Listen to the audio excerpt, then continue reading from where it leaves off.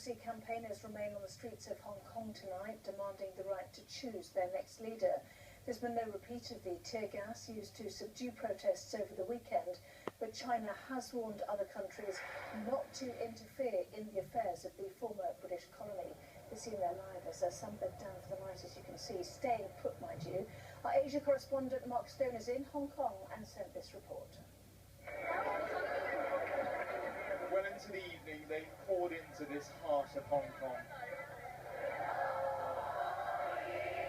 Under the skyscrapers, songs, passion,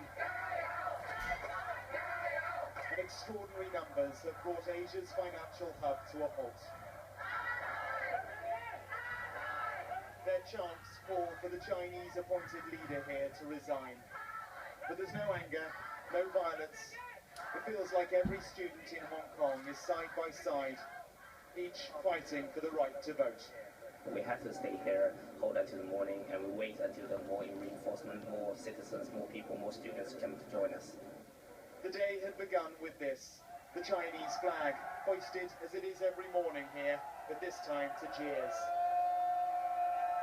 The wind then revealed it to be upside down, a symbolic 2 fingers to the country which now rules here.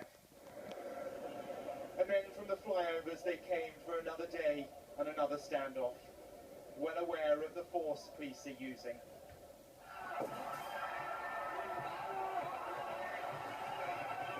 This was Sunday.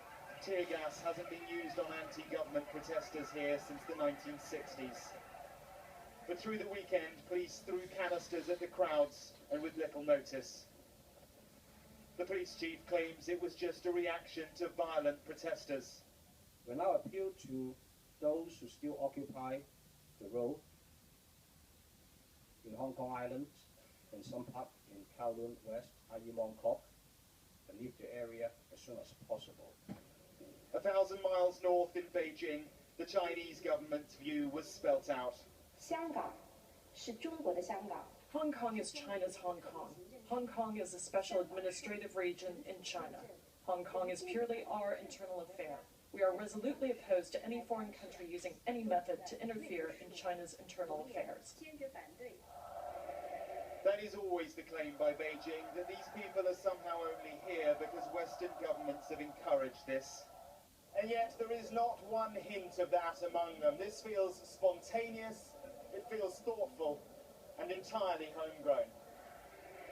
More than that, though, the world may be watching this, but for now, the West is reluctant to criticise an ever-powerful China. Mark Stone, Sky News in Hong Kong. Lloyds Banking Group